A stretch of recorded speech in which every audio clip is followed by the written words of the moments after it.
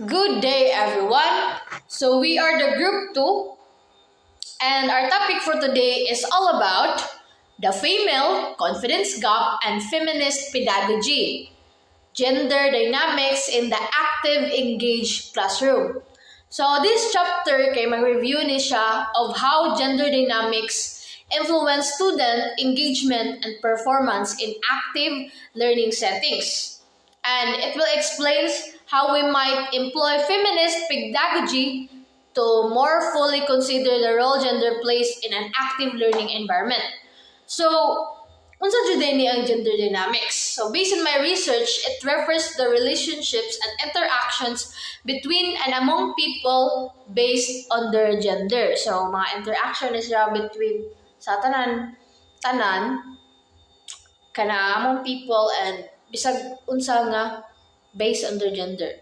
O bisag unsa nga gender. Then ang feminist pedagogy is a theory ni siya about the teaching and learning process that guides our choice of classroom practices by providing criteria to evaluate specific educational strategies and techniques in terms of the desired course goals or outcomes. So, mahisgutan na rin nato along the way sa topic. So, but before that, naday tulo ka subtopics ang kaninga lesson. So, the first one is the common practices and benefits of active engaged learning. Ikaduha is a male and female regards to their abilities and performances.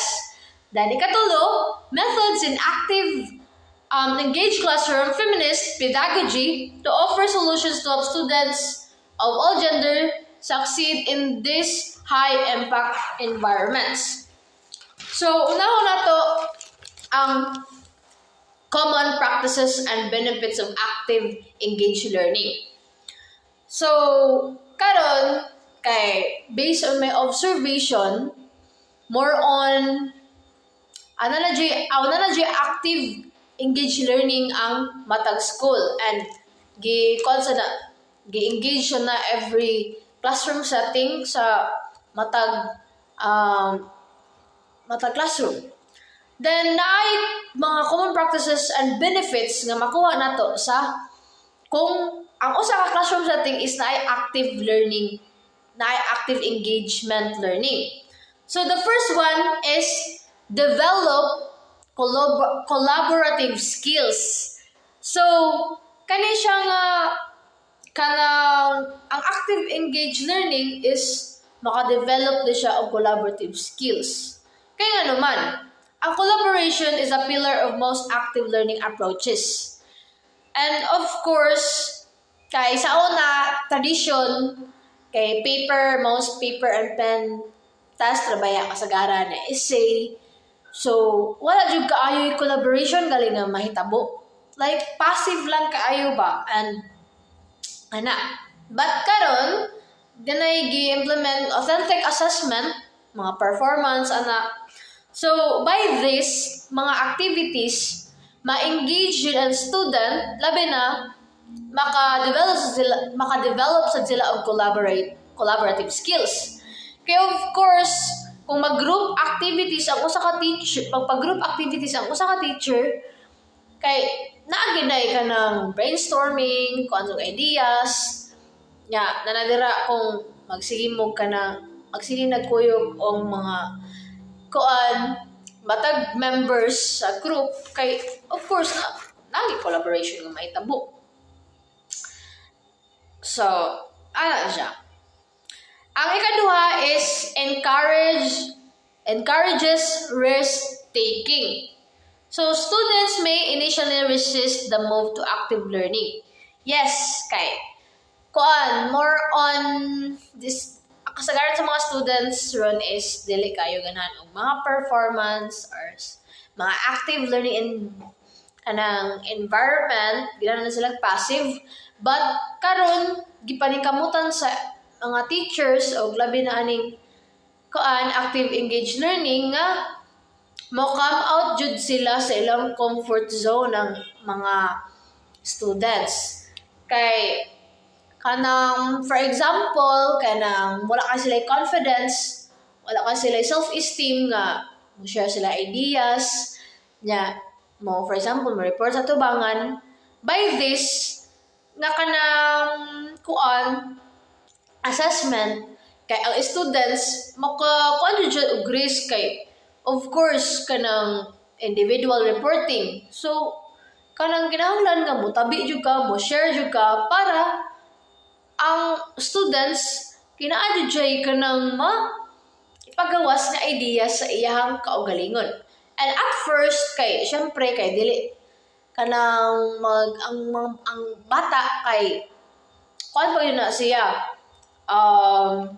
shy pa na siya ba kanang kung sinugdanan pa lang pa-reporton but kung magsige na siya report kanang like sa oral pod participation so di na siya makulbaan o kuan sa iyang ideas or mauwaw kung magsige na siya og kanang participate labi na aning kuan active engaged learning so na siya confidence so maong it encourages risk taking kinahanglan nito mo risk so the third one is requires student preparation. So, during our college days, there were likely courses that didn't require much day-to-day effort. So, kasagaran nga ka ng, wala ra gali kayo, wala ra balik ilang mag-prepare or something. Like, easy lang kayo ba? But, kanimang gyud active engaged learning, tagaan kag task, kaya of course, dapat ka mag-prepare. Kaya if dili ka mag-prepare, dili kayo nindot or organize kayo ang ipabuhat sa ka-teacher. Like, for example, sa reporting, akong example ganiha. If dili prepare ang usa ka student sa pagbuhat sa kana nga task, may possibility nga magkanga-kanga, wala ka siya ideas nga mahatag, dili kay niya mapasabot. Ano ba? That's why it's very important nga require student preparation gid. Kay ninot man jud nga prepared ka nga mo buhat sa usa ka task para nindot ang outcome. So, good day everyone. So, my part is first, increases engagement. Students who are actively learning are actively engaged. Whether solving a problem, debating an issue, or researching a concept, they are processing ideas and forging deeper understanding, and they are much less likely to be multitasking on a Zoom or Google Meet session. This one simply means that students are able to engage and participate in the classroom setting, may it be any activity related to the said lesson. So, the second one is improves critical thinking. In a world where fake news has become part of our daily discourse, the ability to identify a legitimate source of spot as faulty argument is only becoming more important. Active learning shifts the focus of learning from passively unquestioningly digesting information to being accountable for actively engaging with sources and perspectives, and when students share ideas, they learn to build stronger arguments, challenge perception, and recognize leaps of logic. So, from the word critical thinking, it means students are able to solve higher problems and able to use their higher order thinking skills. So, the third one is increases retention. According to Dell's Cone of Experience, students remember about 10% of what they read, 20% of what they hear, but 90% of what they do. Active learning classrooms are more active.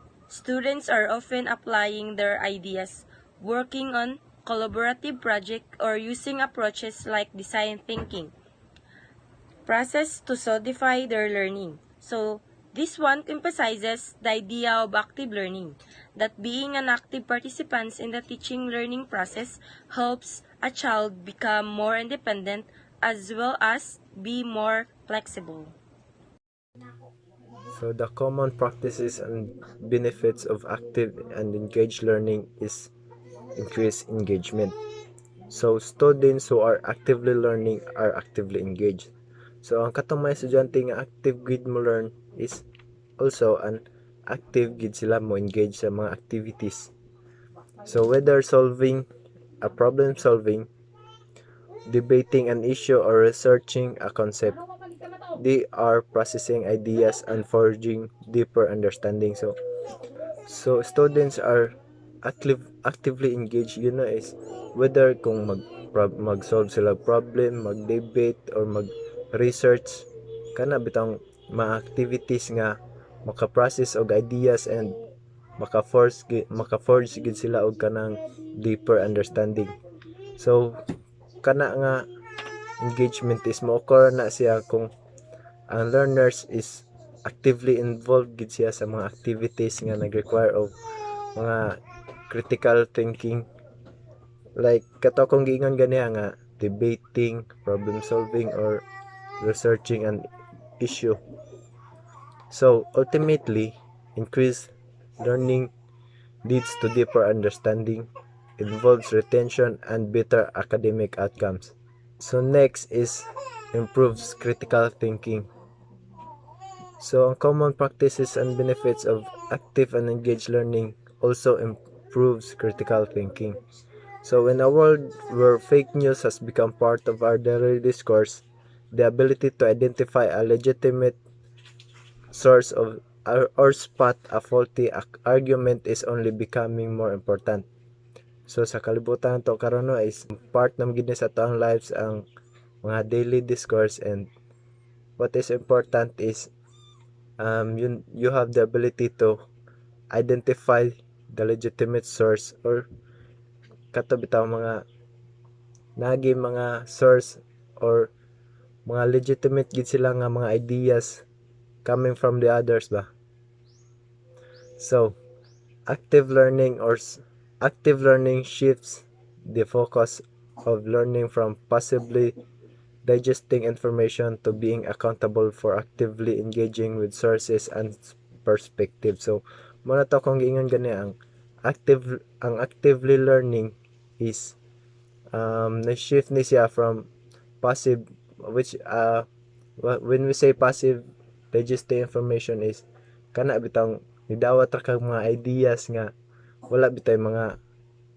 wala kay kasiguraduhan nga tinuod ba na, and mo shift ni siya from that to have the legitimate nga ideas or accountable for actively engaging with sources and perspectives. So when students share ideas as they learn to build stronger arguments, challenge presumptions and recognize leaps of objects.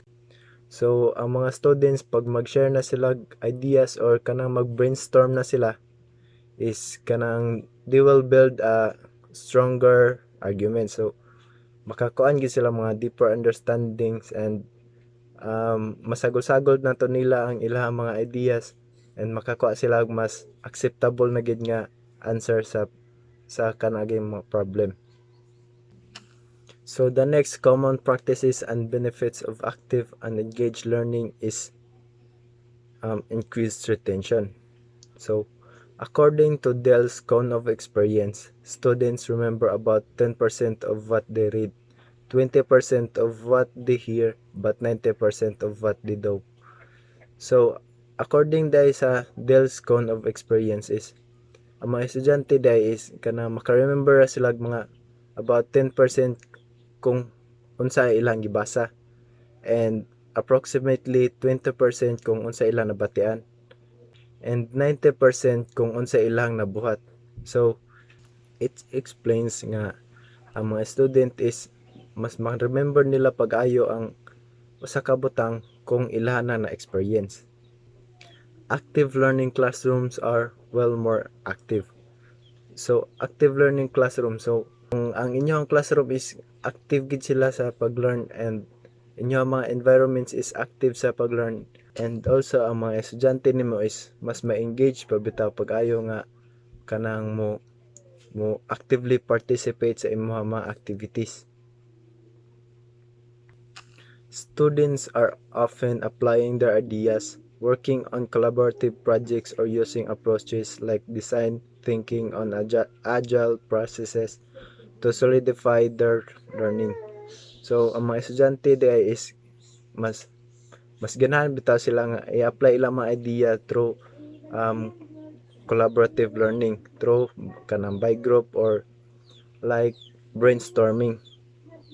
And the next common practices and benefits of active and engaged learning is makes tech more powerful.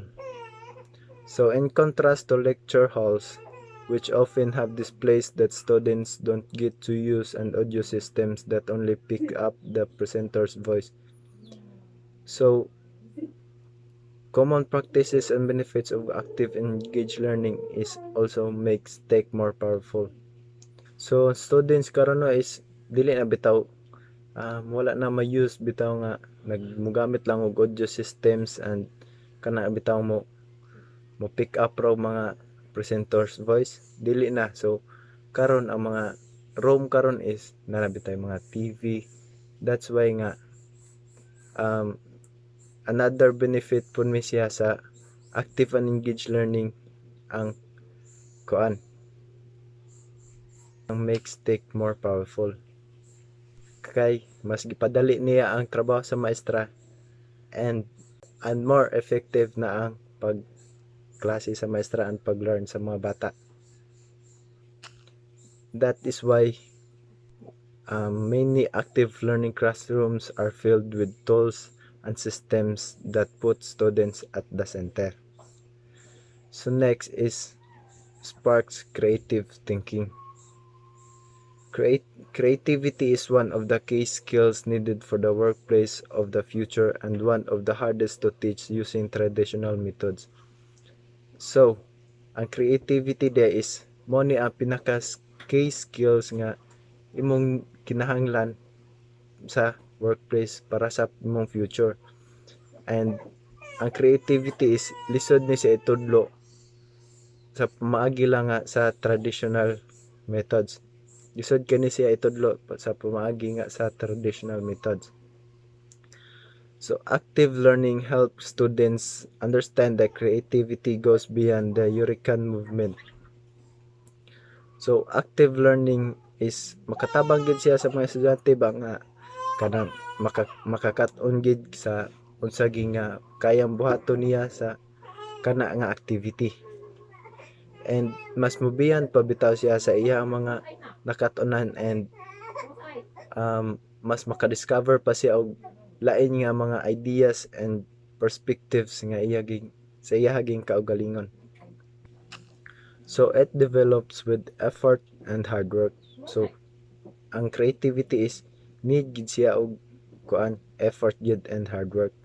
So with lots of practice flexing their creative muscles, students also see how both individual reflection and collaborative exchange can lead to better ideas and more novel solutions to problems.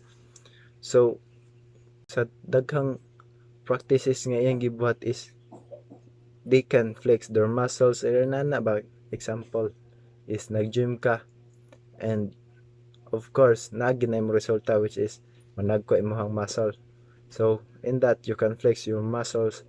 So students see how both individual reflection. So ang isig ka estudyante is makakita gid sa reflection sa iyaha kung unsa gi iyang gibuhat and unsa gi ang resulta sa iyang pagpaninguha and sa mga better ideas nga iyang makuha to solve a certain problem. The last common practices and benefits of active and engaged learning is fosters real problem solving. So the ability to solve complex problems was called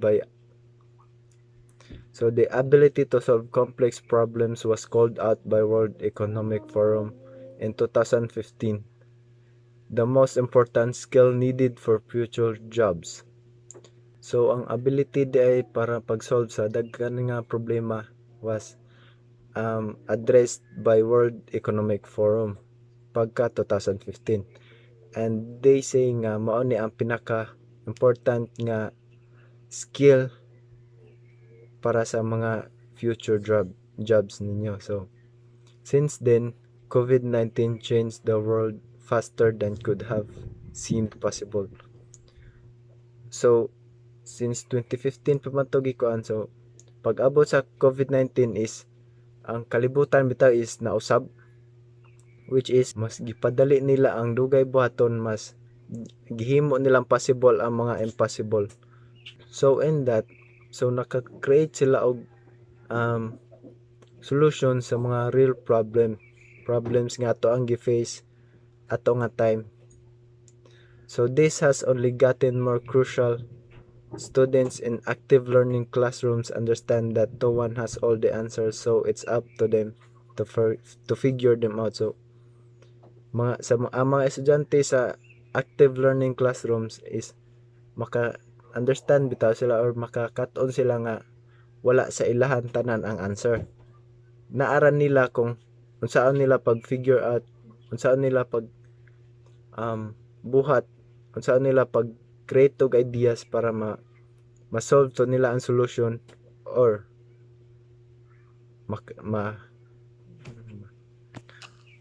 ma-figure out nila ang katong certain problem. Hi everyone, my name is Jenny Espinosa and I am from Group 2 and I was assigned to discuss the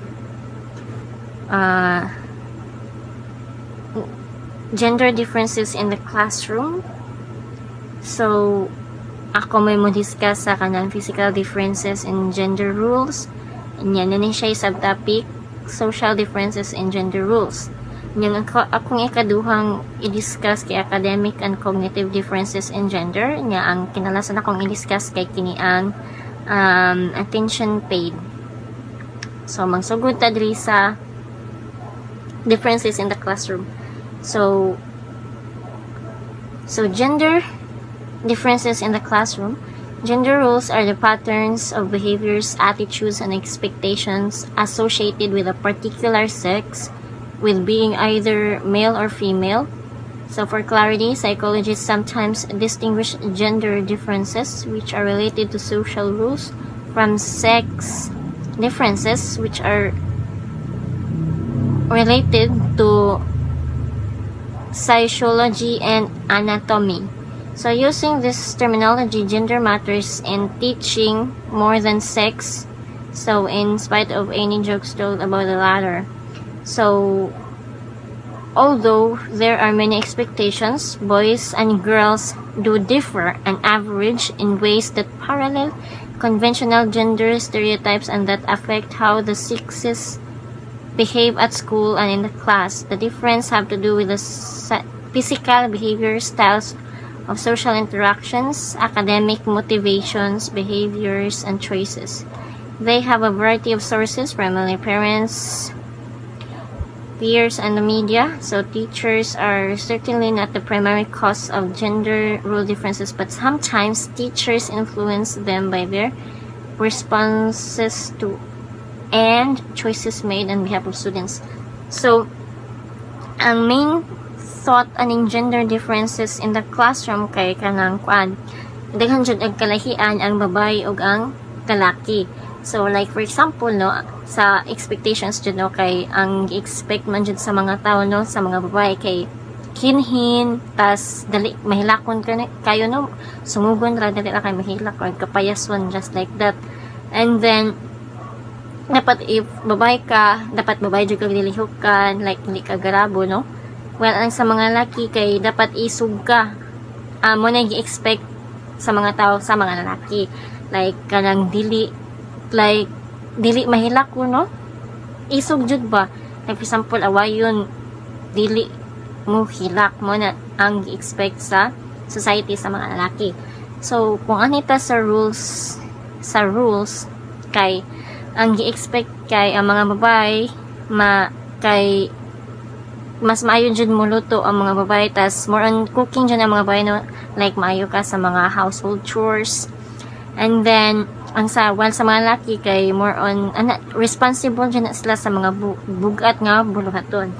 So like for example no, sa amoa kay ako man joy babae, tas ako may kinamanghuran, so ako may magluto, manlaba, and malimpyo, ug unsa pa na dira mga light works ang ako, at while ang ako ang kuya kay kanang more on kuan jud siya kanang mga bugat nga buluhaton, siya mo gi-assign sa akong mama anang mga bugat nga buluhaton, kay of course gamay man jud og lawas kontra sa akong kuya nga dakog lawas. So siya mo ay kanang responsible sa mga bugat nga buluhaton, like for example pagkaos, and then kahoy or unsa pa na dira, kay tungod mas dako siya lawas kaysa sa ako nga babae. So next is physical differences in gender rules. So physically, boys tend to be more active than girls, and by the same token, more restless if they have to sit for long periods. They also have prone than girls to rely on physical aggression.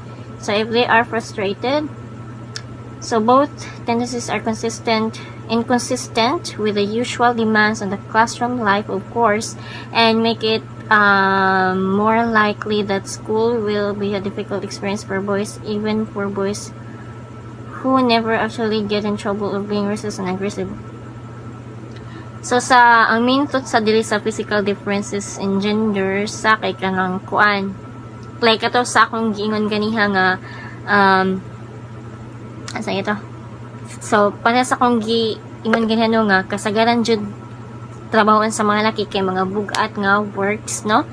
So naghatag na ko example ato ganiha nga ang mga trabahoon sa mga laki kay mga bugaton. So while ang sa mga babae kay mga light works lang, kay tungod sa kuan nga gagmay lawas sa mga babae kontra sa mga laki, like mas maskulado pa ang mga lalaki kaysa mga babae nga gamay og lawas. So kuan magyapon nato karon, no, kay sa ato ang society karon kay mga lalaki man dyan ay magtrabaho og kanang mga kuan mga bugat, like for example like sa manag-asawa ang lalaki dyan ay magtrabaho while ang babae na nasa balay magbuhat og mga light works, like for example bantay bata or sa panadra mga buhaton sa balay. So mana siya ang main thought sa physical differences. So anita sa social differences in gender rules. So when relaxing socially, boys more often gravitate to large groups, whether on the playground, in a school hallway, or on the street. Boys socially groups tend literally to fill up a lot of space and often include significant amounts of rough housing as well as organized and semi-organized, so competitive games or sports. And sa girls, for their part, are more likely to seek and maintain one or two close friends and to share more intimate information and feelings with these individuals. So to extent that these gender differences occur, so they can make girls less visible than boys, at least in leisure play situations where children or youth choose their companions freely. So as well as physical differences, however, keep in mind that differences in social interactions do not occur uniformly for all boys and girls. So there are boys with close friends, contradicting the general trend, and girls who play primarily in large groups. So ang main thought diri sa social differences, no, kay mas pro daw og daghan gyud og friends ang mga lalaki, kay mas mo socialize sila labaw na if same interest nila. Like for example, kasagaran ba just mga lalaki kay ganahan jud og basket, no? Mao nang sa dira nga daghan sila mga friends kay tungod sa kanang same interest sila niya. Tas napoy uban nga ganan og mga video games, like for example, mga ML. So magka-friends jud na sila kay same interest. Kontra sa mga babae nga mas more on kanang sa close friends ra gid na sila makig-interact kay then lain man gid og kanang interest sa mga babae, no, like ang uban na ganahag makeup, and then ang uban sa nay ganag balay-balay mo na ang nagka-problema sa mga babae. Tas ang uban kay mag-away kay tungod sa mga babae maong less og friends sad, no, kay more on magka-conflict man sa jud. Tas kanang less friends kay tungod kanang mag-iyahay og nilibakay mo na sa mga babae pod. Tas kanang kuan, so kasi kanang mga conflict yun no sa interests. Kay like for example if dili sila ganahan og ang mga babae, if dili ganahan sila ana nga kanang kuan nga tao or babae, kay dili lang pud na i-friends. So mao na siya ang nakalahi sa lalaki o babae about sa social differences rules. So mas more on friendly jud ang mga laki, so dili ta mahibong no kay daghan man sa jud proven and tested man jud nga kanang sa ako aging maguwang no lalaki sa kanang bisag asa memo agi daghan kay siya kaila, while ako nga babae nga kanang anak ra sa mua kay wala jud kay ko yung mga kaila kay tungod less ko mo socialize kaysa sa akong maguwang. So dili man sa tanan sad no nga kanang ang mga lalaki kay daghan sad og friends kay namsay uban nga kanang gamay ra sad og friends nya, tas ang mga babae kay nasay uban nga daghan og friends tas making socialize jud ba daghan jud og friends sa kana nga kanang group. Well ang uban sad sa mga laki kay hilumon sad tas napoy mga hilumon sa babae tas napoy kanang kuan sa ni making socialize sa babae tas napoy di sa kayo gyud making socialize sa mga laki. So dili na sa tanan nga way nga ma-complain na nimo ang social differences nga mas daghan og friends sa mga laki kaysa mga babae kay naman sa joy kanang possible man sa jud nga kanang napoy daghan ang og friends ang mga babae kay og sa lalaki. So next is academic and cognitive differences in gender. So on average, girls are more motivated than boys to perform well in school, at least during elementary school. So by the time girls reach high school, however, some may try to downplay their own academic ability in order make themselves more likable by both sexes. Davis 2005. So even if this occurs, though it does not affect their grades. So from kindergarten through 12th grade, girls earn slightly higher average grades than boys. So Freeman 2004. So this fact does not lead to similar achievement, however, because as youngsters move into high school, they tend to choose courses or subjects conventionally associated with their gender. So sa dili no kay kanang like ang pilion sa mga babae nga kanang mga course kay kana jung muhaom sa ilahang gender, while ang sa mga laki pud mausad. So sa mga babae kay like for example kasi sa mga babae kay mga maestra, so ang ila pong pilion ini ka college kay kana pong kanang kuan muhaom jud sa ilang gender. So sa mga lalaki pud kay for example IT mao man jud haom kayo sa ilahang kanang kuan gender pud no. So mao na siya ang gimin diri.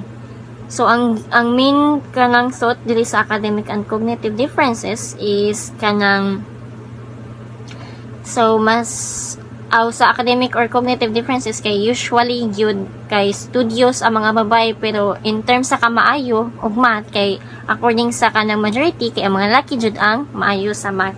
So para sa akong kanang high school crush sa una na kay kanang bright kayo siya sa math. Then like siya mo'y idadon sa kanang mga sa division meet tas maayo sad kay siya moduwa og chess nga kanang chess play, like mada siya sa kanang mga civil tas recently lang pag first year kay ika second man ata to siya sa kanang kuan contest hall nga kanang kuan university no sa asa gitoy basta kanang about siya sa math. So mo na siya well ang kuan. So usually sa no sa kanang PE kay mas bet ang mga laki ang PE kay tungod na dira mga sports or unsa pa na dira nga nga kanang mga duwa nga panalaki, well ang mga babae kay kita mga babae kay mas bet man jud nato ang kana pong panghinay ra pud no kanang muhaom na sa jud sa to ang kahinayon no. like for example sa TLE kay more on cooking man jud na, tas tahi kay ano man gyud sa academic and or cognitive differences kay kanang mas pilion sa jud nato kung unsa ang haom sa tuang kanang gender. So last is attention paid. So in general, teachers interact with boys more than often with girls by girls by a margin of 10 to 30% depending on the grade level of the students and the personality of teachers. So Zur and Sykes 1992. So one possible reason for the difference is related to the greater assertiveness of boys that I already noted. So ano sa attention paid ko no kay so usually daw kay mas interested mo interact ang mga maestra sa boys kay dili man na sila permi mo stand or mo participate sa klase usually jud no kay kanang like mo ban kay na ay nagkubi-kubion nga mga laki nga maka kanang out of focus sila sa discussion, tas kanang mao sa kasagaran sad kay magpay attention ang mga teachers laban na kasagaran tawgon kay lagi daw kay ang mga lalaki kay kanang less sa participation, tas dili kay magtingog sa klase kay kung kumpara sa mga babae kay more on mga man jud ni ang mga babae mga participative, like active jud sa klase, maminaw, sa nakaata like participate jud no. Mabitaw na akong na obserbahan sa no sa kanang hangtod karon ang mga lalaki kay less jud sila mo participate kontra sa mga babae kay mga baon jud. So mo na siya ang nakakuan sa kanang sa attention paid, like mas mo focus jud ang mga maestra sa mga lalaki kay tungod less sa participations and then dili kay magkanang saba-saba hilom kaysa mga babae nga kanang kuan jud more on verbal jud ba ang mga babae mga more on participations jud like that. So that's all. Thank you. Public talk versus private talk. Teachers have a tendency to talk to boys from a greater physical distance than when they talk to girls. The difference may be both as a cause and effect of a general gender expectations. Expressive nurturing is expected more often of girls and women, and a business-like talk orientation is expected more often of boys and men, particularly in mixed-sex groups. Whatever the reasons, the effect is to give interactions with boys more publicity. When two people converse with each other from across the classrooms, many others can overhear them. When they are each other's elbows, though few others can overhear. So di ba kanang if ever magpatawag og kanang silbi meeting or di kanang naiikuan nga problema i-solve nga problema mo sa ka-teacher niya sa boys, di ba kanang mas prefer sa makigstorya ang mga teacher if naa sa private place, labi na ang boys may kaistorya kay labi na sad og kanang unsagay na kanang dapat bitaw i-private kay ang boys waya if sultian nimo sila og kanang mga labi na kanang i-correct nimo sila sa ilahang mga bad doings, nay ang uban kay lahi ang ilahang pagsabot kay lain-lain sad bayo og perception ang mga tao labi na sa boys. Then ang boys sad kay kanang sensitive sad sila labi na og pangstoryaan sa usa ka teacher than girls kay ang girls maminaw ra man tas diha ra sad maka-realize kung sakto ba sad ang ilahang gibuhat and og dili. So sa girls man sad good is expressive. So expressive man sad good ang girls kay kanang mas prefer nila mo share sa ilahang example na sila'y problem, mas prefer nila mo share sa ilahang mga kanang problems kanang sa ilahang mga close friends or ingana na ba sila ka open. Mas then mo share sad sila sa mga comfortable nga mga tao nga ilaha pong naandan. Then boys kanang mas ilaha bitaw sa kanang within themselves sila bitaw dili nila mo share murag ilaharang para ra silang kaugalingon ilahang problema. Then ang boys sad is more expected sa ilahang example ang maestra namanggi mga activity no or kuan naipabuhat ang mga maestra.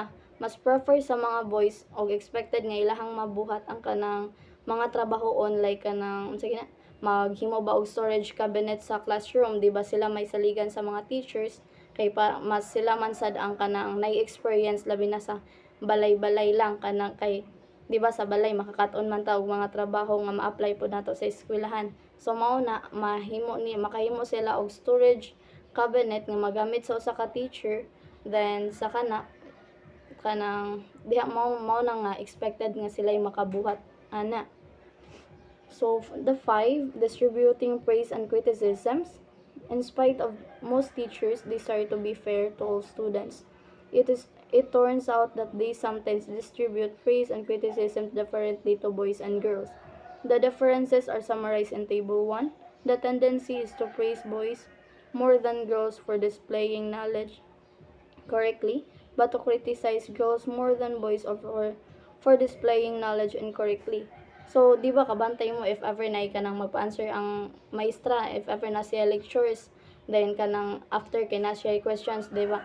If mo answer ang mga kanang lalaki, niya sakto kay mas grabe sila mo praise than girls kay hinuon sad mas expected man good sa kanang girls nga mo share sa ilahang knowledge and then ideas nga sakto than boys nga murag maihap na lang sa nga maihap ra sad kung ang ilahang mga tubag isakto ba mo nang mas i-praise ang mga lalaki than sa girls.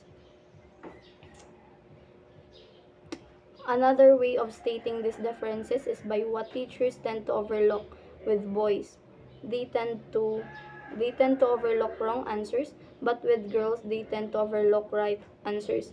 O mo na nga ang teacher mas nag-expect sila nga mahatagan sila sa mga saktong tubag from girls than boys kay kanang as in tagsarag jud kaayo no sa kanang labi na sa karon nga generation murag ang boys labi na sa lain-lain lang nga department kanang mas nindot mohatag og answer ang girls kaysa sa boys. Mas mahatag nila ang sakto sad nga mga tubag nga gipangita sa usa ka teacher. Boys the result, which is the probably unintended, is a tendency to make boys' knowledge seem more important and boys themselves more competent. A second result is the other side of the coin, a tendency to make girls' knowledge less visible and girls themselves less competent. Gender differences also occur in the realm of classroom behavior. Teachers tend to praise girls for good behavior regardless of its relevance to content or the lesson at hand, and tend to criticize boys for bad or inappropriate behavior. This difference can also be stated in terms of what teachers overlook with girls. They tend to overlook behavior that is not appropriate, but with boys, they tend to overlook behavior that is appropriate.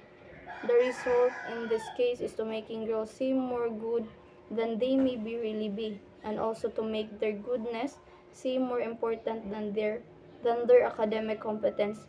By the same token, the teacher's patterns of response imply the boys are more bad than they may really be.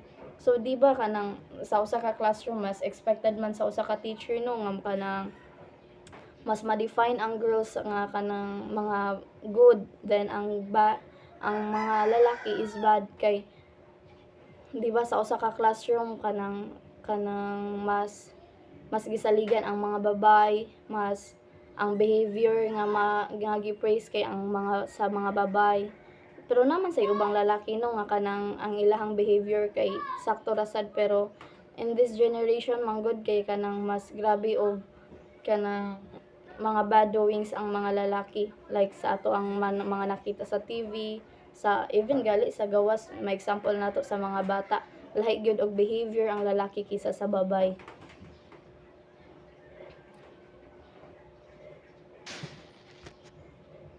At first glance, the gender differences in interaction can seem discouraging and critical of teachers because they imply that teachers as a group are biased about gender. But this conclusion is too simplistic for a couple of reasons.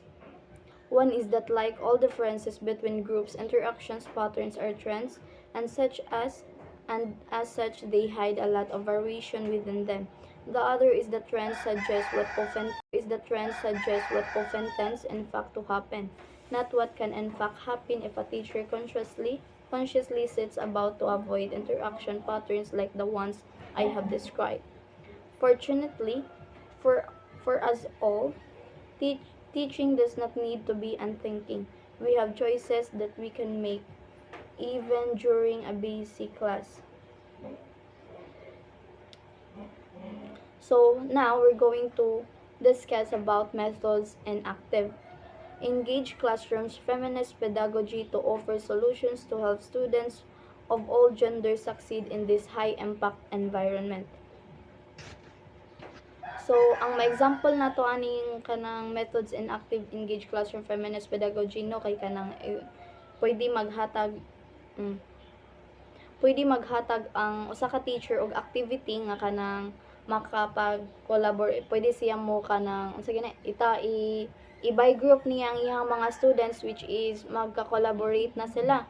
Then sa kana nga part in collaboration diha naman no sa collaboration magka abot ang mga idea sa mga students sa kana nga part mas makita sa teacher kung giunsa nila pag-apply ang ilahang mga experience through that activity. Then diha sad makita ang collaboration sa kana nga team, and also while nag-collaborate sila sa ilahang kanang mga idea, ang sila sad kay makakat-on in a happy way or mas na-engage nila ang ilahang pag-learn sa ilang kauban nga nindot. So next, active learning requires deeper planning than simply leading students through a classroom behavior. Marches 1998 says, active learning has the ring of a slogan. Passive learning is an oxymoron. All learning is active in the sense of changing long-term memory. Focusing on behavior without cognition ignores both the structures that constitute human cognitive architecture and evidence from empirical studies over the past half-century. So, ang active learning no kay dapat planuhan jud ay para ma-active ang learning dapat planuhan sa usa ka teacher kanang kung unsa iyahang i-discuss karon dili lang kay kanang si tawag ana kanang dili lang bitaw siya magmatter sa usa ka behavior sa usa ka students. So dapat jud ay planuhan sa usa ka teacher kung unsa iyahang i-lecture karon nga adlaw sa iyahang mga students para mas makuha niyang active learning, and sa kana sad kay nakaton di ba nakaton man ang mga students. So ang ilahang nakatunan dili bitaw short term memory, murag mabutang siya sa long term memory kay magamit pa man siya magamit pa man na para next activity or sa kanang mga importante nga magamitan ana kay mao bitaw nga kanang magkat-on ta kay parang mas magamit nato in the future dili lang sa karon yes.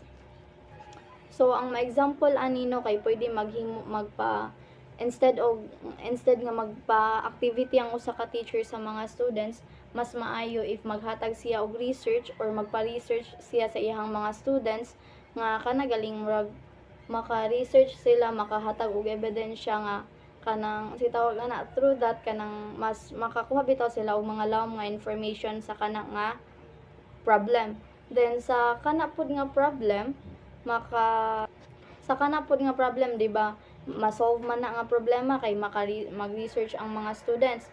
Pwede sad nga ang ilahang mga knowledge o kanang learnings kay dili lang gikan sa ilahang mga utok kundi sa ilahang pag-research kay nag-research gali sila kay parang ma-solve ana nga problem. Then para sad mas kanang legit jud bitaw kay sa imuhang pag-research manggod makita nimo inanid ay so dili dapat mas makakuan gyud ka, mas matawag nimo og sakto ang imuhang mga information labi na og mga evidences nga imuhang mapakita. So while doing the research pod ang silbi syempre ang mga students makahatag og ilahang interpretation and kanang si tawag na reflection sa kanang nga ilahang study. Dili lang kay ang ilahang mga mahatag kay gikan sa ilahang kanang knowledge or ang ilahabang information kay gikan ra ba sa ilahang mga knowledge nga nakuanan, mas maayo nga maka-research sila kay mas reliable jud ang imuhang pag-process ana. Active learning is, in short, any learning activity engaged in by students in a classroom other than listening passively to an instructor's lecture. It implies that desired activity is observable, while all of us have experienced learning by being actively engaged in lectures. Though our outward appearance might appear passive, it is often the learner who decides their level of learning activity through thoughtful consideration or not talking. Mayer 2004 emphasizes that learning may be best supported by methods of instruction that involve cognitive activity rather than behavioral activity. The key to active learning is the learning activity taking place within the student's brain rather than the observed behavior that is means to the cognitive work. The animated figure on this page illustrates that the teacher guides students in active learning, triggering those cognitive events consistent with your desired learning outcomes. Be sure that your classroom activities have a clearly defined objective and effectively guide the students toward that learning goal. So ang example nato anino nga kanang unsay tawag ani nga sa active learning kay pwede ang kanang teacher maghimo og experiment, magpahimo og experiment sa iyahang mga students sa library, sa science lab. Kay di ba if ever magkuanta sa science lab kaya magkuan bitaw ta mag-search bitaw ta og ato ang kanang kaugalingon nga kanang process ana, like kay di ba nagamit ta og kanang sa science lab natay murag research ang atoa sang learning sa ana kay mas effective bitaw kay na kuan man na kita man mismo ang nag-experiment ana then nasa tay kanang learning by doing bitaw. Connected na siya sa siya ana kay murag kanang ang ilahang knowledge kay mas kanang napalawak bitaw kanang mas ni grabe tungod kay kanang nagbuhat sila og experiment sa science lab. Then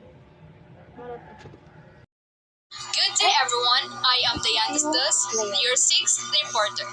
Today, I will be sharing to you some of the teaching strategies for active engagement in the classroom. First, we have just-in-time teaching, or what we call JITT. One way to describe just-in-time teaching, or JITT, is to say that it lets the students' questions, misconceptions, and/or knowledge gaps guide classroom instruction. So, basically, this strategy is all about correcting and addressing the false informations nga na-absorb or na-learn sa mga students. With JITT, students complete an assignment or assessment on a given topic before the class period. So there is a fixed schedule or time sa pagbuhat sa students sa isa ka activity. Tagaan sila og task or assignments while they were at home. And if ari na sila sa classroom environment or sa classroom setting na jud sila, teachers would do discussions regarding sa ilahang mga gipangtubag, including katong mga sayop nila nga mga answer sa gihatag nga activity. Ipang-correct na sa teacher ang ilahang mga sayop. So, the teacher may use a web-based assessment package. So, unsa makaning web-based assessment package or gitawag na to course management system. So, ang kanin siya is that it helps in facilitating making the assignments and collecting students' answers. Another thing man dyan is that pwede kaayo nga aside sa traditional way of making assignments nga ipang print out o mga outputs o mga handouts, pwede kaayo ang mga teacher mag technology integration or web-based assessment. Kung asa, ang ilahang mga kanang activities is through online lang, such as mga quizzes, mga polls nga dapat tubagon sa mga students. Kay mas dali ra pag-determine sa maestra if asa to nga mga item sayop ang pag-understand understand sa students. So daghan man variation ang GITT. One of it is that a variation of GITT is when a teacher uses in-class response system or what we call iClicker to pose questions to students during the classroom session. iClicker is a high-tech device which is interactive siya, interactive response siya. Kay igorang mag-click ang mga students whether A, B, or C or D ilahang mga answer sa panghatag nga poll or questions. Then afterwards, is ma-record na ang response sa students sa app. So, mas easy gyud ni sa teachers niya, less workload nga dili na lang sad mag-item analysis sila. Like for example, monitoring students' comprehension while lecturing. Particularly gyud sa mga large class or daghan kayo nga mga students ang i-handle sa teachers. Pwede nga tagaan sa maestra og reading materials like stories to read ang mga students nga need nilang i-read at home. Then during sa class hours is kanang nana sila yung mga if nana sila sa fast room setting is kanang pwedeng mag-ask ang teacher sa students about what they have understood sa story nga gihatag sa ilaha. Nya while ga-lecture sila sa ilahang topic of the day. Nga let's say for example is probably ang ilahang kanang lecture for the day is about parts of a fiction story.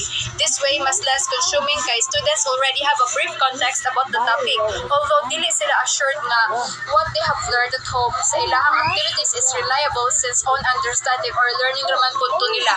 Pero mas dali ra sa teachers nga ipasabot kay need raman nila i-correct or i-emphasize katong mga misconceptions sa mga students. So another learning strategy is what we call listening teams. Unsa makani ang listening teams?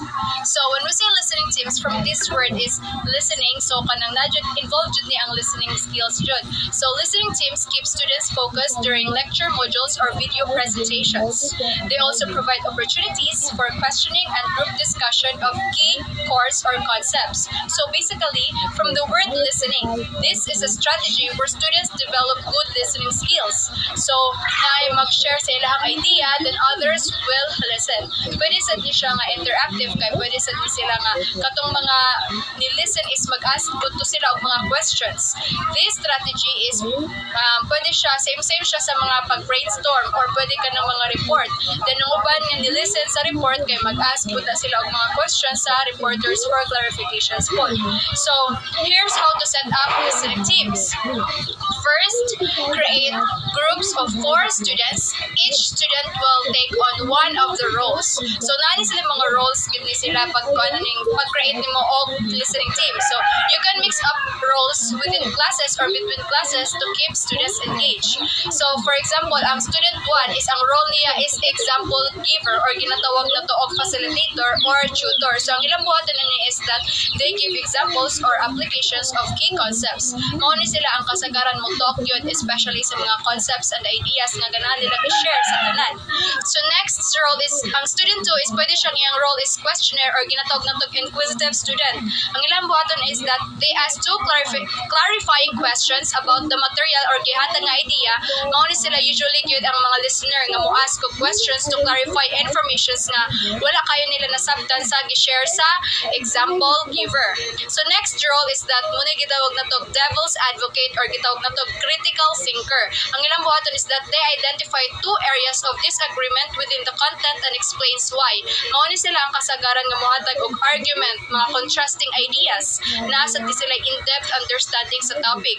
Sila ang maghatag og mga critical thoughts nga makahuna-una gyud ka, makagamit gyud ka sa imuhang utok.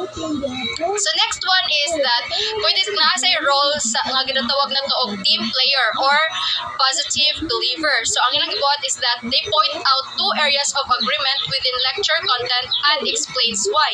So mao ni sila ang one nga knowledgeable enough pod nga mohatag sa ilahang own perspectives. But ang kalahian ani sa devil's advocate is that dili contrasting ideas ang iyahang ihatag, but kanang agreeing idea ba ni agree siya or positive ideas.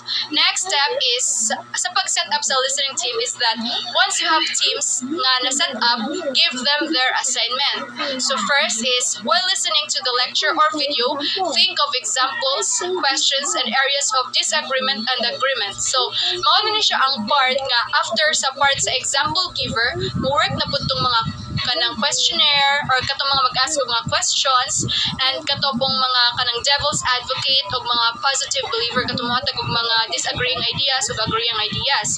Next one is after the presentation, meet as a group for 5 to 10 minutes to share ideas and finalize your contribution. So, mao na ni ang part nga mag-brainstorm na ni sila, sharing of ideas o mag-understand sila sa ilahang mga individual topics.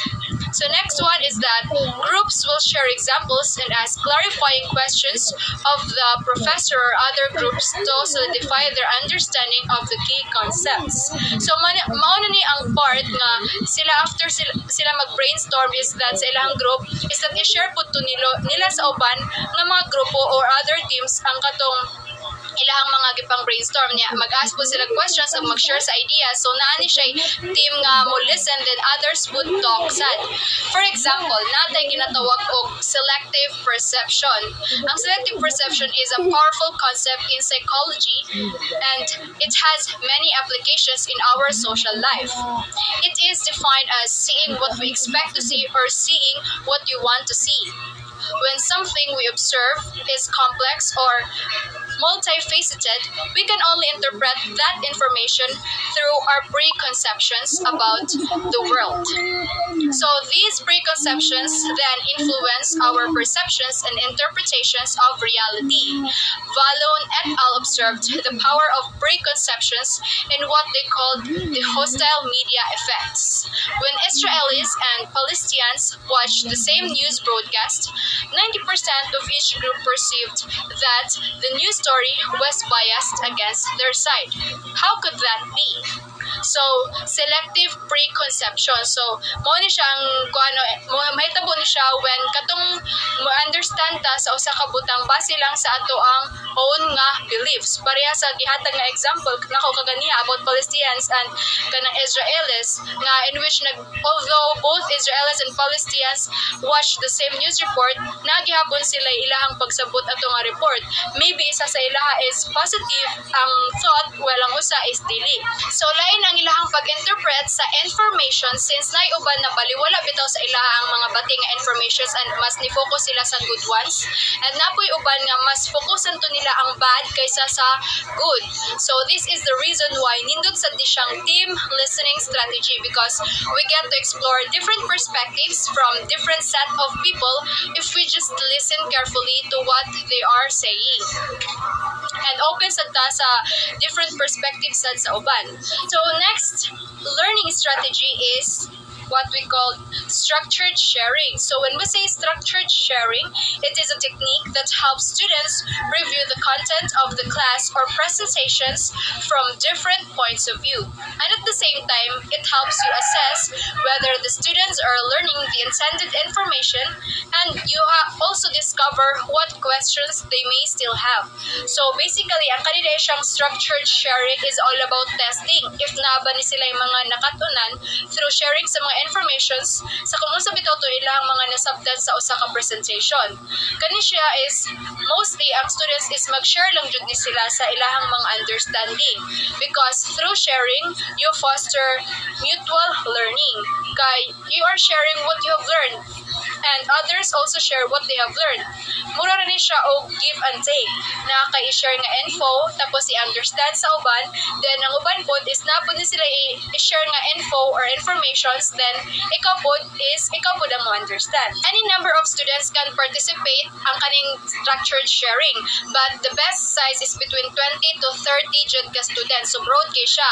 Each student will need 3 by 5 cards and you'll need about 10 more for your own ideas. So a structured sharing activity takes about 15 to 20 minutes. You can easily expand or contract the activity to fill the available time. So ang buhaton ani is that naay mga questions that each student would answer. Then i-compare na ilahang answer if they are learning the same thing. This way, it helps students learn more enjoyably. Pero if open lang sila sa uban nga dili lang kayo nila i-take seriously ba nga murag mura na sila og debate nga kinsa may best answer gid ka ani. Kay after man og answer sa each student is mo select man sila sa answer sa tanan ug asa gyud nga answer ang ilahang mas mo agree sila. Then naapod na sila yung mga representative nga mo share nga nung mauna iyahang mga gibang answer.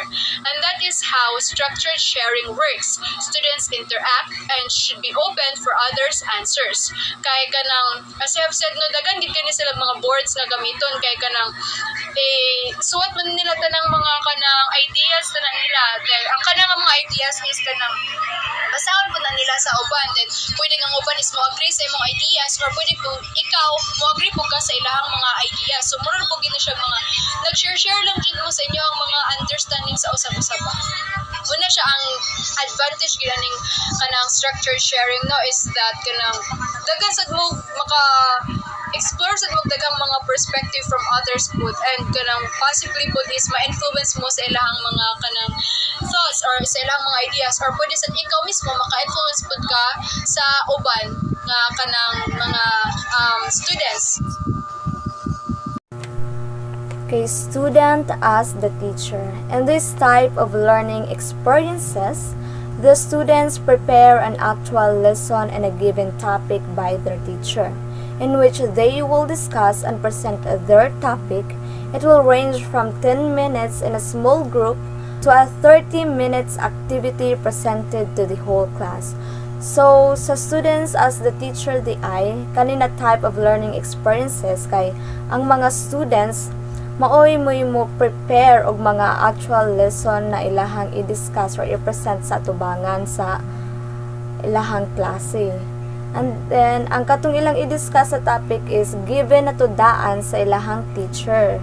And then, ang discussion nila is mo range siya or ang duration ana kay 10 minutes to 30 minutes activity na ilahang i-present sa ilahang klase. Okay, in this type of learning experiences, the students will be the sole processors of learning and the teacher role will be the facilitator. So, sa students as the teacher di ay, kay ang mga estudyante mao hinoy magkanang kuan sa ilahang mga i-discuss sa mga topic. Sila mo'y kanang muhatag information, ideas sa ilahang mga estudyante. And then, ang mga teacher na lang, igon na lang sila mo facilitate, mo guide, mo puno og mga ideas. So, in this type of learning experiences, don't confuse this type of learning experiences with the simple presentations of the students. So, ay mo kalibog og unsa ni ang students as a teacher, learning experiences, kaysa sa simple presentation para sa mga students. Kaysa simple presentation, nag-present naman sila mga ideas or information na ilang nahibawaan without proper discussion. While ang student as a teacher type of learning experiences is naghatag din sila og mga learning objectives, learning outcomes, unsay kanang mga goal nila when at the end of the discussion. And then, naghatag sila mga discussion questions para ma-follow up or naabay mga nasabtan ang mga ilahang gipang discussan. So, their class is encouraged to ask questions and discuss points that the students present. And students as a teacher activity, we have case to success in which this will be the guide in implementing this type of learning. So, sa student as a teacher activity or learning experiences, kay natin mga key points in which mao ni mo'y mag-guide sa tua sa unsaon pag-implement ani na type of learning experiences. First is create a basic lesson outline for students to follow. Explain basic teaching skills to the students. Define how you evaluate the students' performance on this task. For example, you may evaluate based on their adherence to the lesson outline. You may use their first understanding of the topic to evaluate the performance. And also, you need to have clear cut topics for the students to teach, and give examples of reliable resources for students to use in lesson preparation. So what is online test? Online test is a term used to describe a learning experiences that incorporates online elements or technology to enhance traditional learning methods. It often involves integrating digital tools, multimedia resources, and interactive activities into the learning process to make it more engaging. This approach aims to cater to diverse learning styles and leverage the benefits of online platforms for education. Step-by-step instructions for teachers. Here's where the preparation comes in. First, create a comprehensive outline of material covered in class or assignment. The students may assist in this effort. Second, give each student a copy of the outline. Third, at the start of class, give a detailed explanation of the team quizzes procedure. Fourth, divide the students into 3 groups. Fifth, assign one team the responsibility of creating a specific number of questions guided by the outline and derived from the course materials. 7. Allocate an appropriate amount of time for group study or questions synthesis. With the class still clearly and physically divided into 3 groups, stage a contest wherein the first group present the question they have created to the other 2 groups, and then select questions from among those the students created to include in the actual test. This intrinsically rewards attendance, class participation, and attentiveness. Example ani is kanang groupings and then contest, like for example quiz bowl.